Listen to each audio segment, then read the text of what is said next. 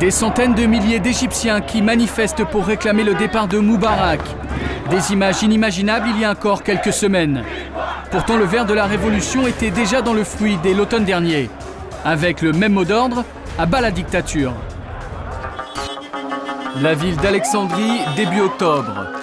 Devant la cour de justice, plusieurs milliers de manifestants se sont rassemblés pour rendre hommage à Khaled Saïd, un jeune homme de 28 ans battu à mort par 2 policiers dans un hall d'immeuble.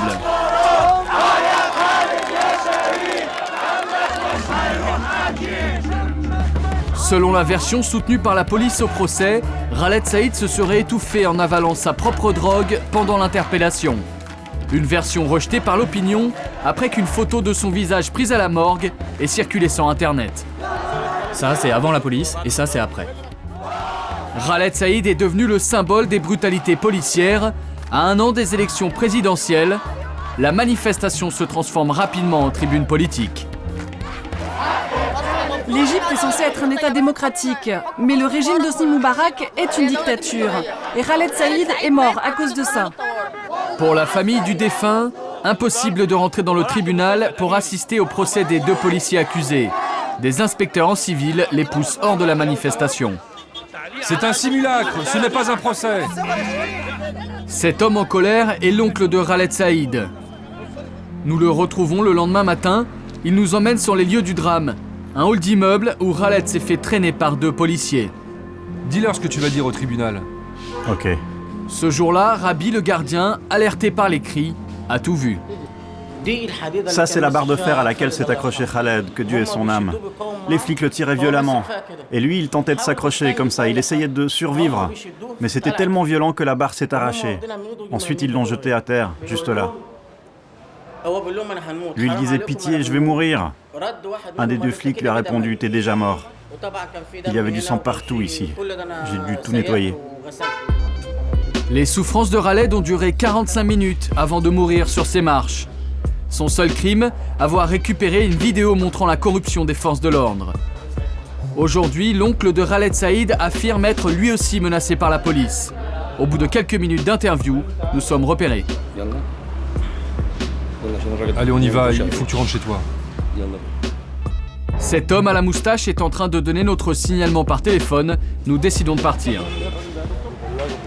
Le mec derrière, il est en train d'appeler la police. Il est en train de nous dénoncer. L'affaire Khaled Saïd, un sujet sensible pour les autorités, car la boîte de Pandore est ouverte.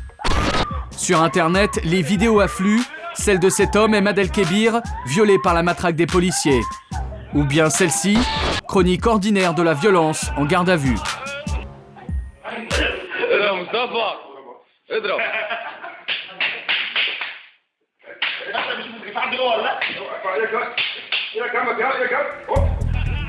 Des vidéos filmées par les policiers et récupérées par des activistes comme Suzanne Fayad. Elle dirige le seul centre d'écoute pour victimes de torture policière en Égypte. Ce genre de marque au pied, c'est le résultat de 2 procédés. Soit des menottes très serrées pendant longtemps, ou alors une suspension par les pieds. En 15 années de pratique, Suzanne a pu faire le tour des différentes techniques qui seraient utilisées par les forces de l'ordre. Petit cours de torture, geste à l'appui. Il y a différentes techniques. On passe un bâton entre les poings et les pieds liés, puis la personne est suspendue, entre 2 chaises par exemple. Ensuite, on la frappe. Il y a la torture à l'électricité, ça c'est systématique. Parfois aussi, lorsqu'on frappe quelqu'un trop durement et qu'on a peur qu'il meure sur place, on le défenestre pour faire croire à un suicide. En 1 an, on a pu répertorier 8 cas. Selon l'estimation de Suzanne, 100 personnes seraient torturées chaque jour dans le pays. Mais seul un très faible pourcentage oserait porter plainte. Et pour cause, en Égypte, la police a les pleins pouvoirs, grâce à une loi, la loi d'état d'urgence, que nous décrypte cet avocat spécialiste de la question. La loi d'état d'urgence est la pire loi qui existe en Égypte aujourd'hui. Elle date de 1981 et c'est une loi qui donne les pleins pouvoirs au ministre de l'Intérieur et au président de la République. Et elle permet notamment à la police d'arrêter n'importe quel individu et de le garder pendant 30 jours sans interruption. Et c'est pendant ces périodes que des citoyens peuvent être victimes de torture sans que personne ne puisse intervenir. Une loi qui permet l'impunité et pour ceux qui brisent l'omerta, la vie qui se transforme en cauchemar. C'est le cas pour Mona Sabet, une jeune femme qui a déposé une plainte suite aux tortures qu'a subies son mari. Moi, je suis allée au commissariat pour porter plainte. Quand je me suis présentée, le chef de police m'a dit « Tu n'as pas honte de porter plainte contre nous ?» Et là, j'ai été victime de torture. Ils m'ont rasé la tête, ils m'ont cassé la jambe et le bras. Ça a été horrible, on ne me reconnaissait même pas. Là, j'ai encore les brûlures par cigarette, regardez.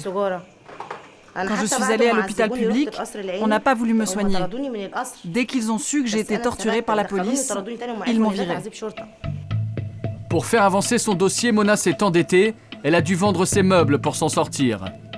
Son cas a été pointé du doigt par l'association Amnesty International, mais malgré cela, le harcèlement continue.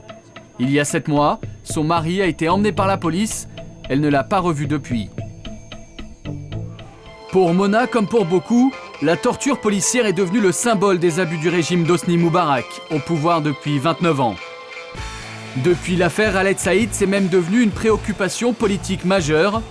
Lors de la première manifestation pour la mémoire de Khaled Saïd, le docteur Mohamed El Baradei, prix Nobel de la paix et principal opposant au régime Moubarak, défile en tête de cortège. Il a fait de la lutte contre la violence policière un de ses principaux combats. Premier acte militant du candidat anti-Moubarak, aller présenter ses condoléances à la mère de Khaled devant les caméras du monde entier.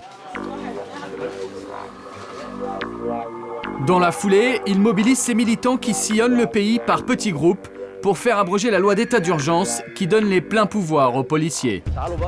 Allez, on va voir dans cet immeuble. Leur mission, faire du porte-à-porte pour faire signer une pétition.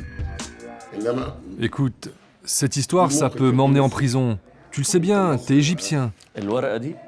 Vous voulez dire cette pétition? Oui, si je la signe. Je suis égyptien, je suis père de famille. Je signe, mais avec le cœur. En plus, je sais bien qu'El Baradei a déjà eu des responsabilités internationales. Mais vous savez par exemple qu'à cause de la torture, des gens avouent des crimes qu'ils n'ont même pas commis. Qu'est-ce qu'on peut y faire? Le problème, c'est que ce sont des choses qu'on leur apprend directement à l'école de police. En 3 mois, les jeunesses d'El Baradei auront ainsi récolté 1 million de signatures dans le pays, le ferment de la révolte. Depuis, à la faveur de la révolution tunisienne, les Égyptiens sont descendus dans la rue, faisant vaciller le raïs.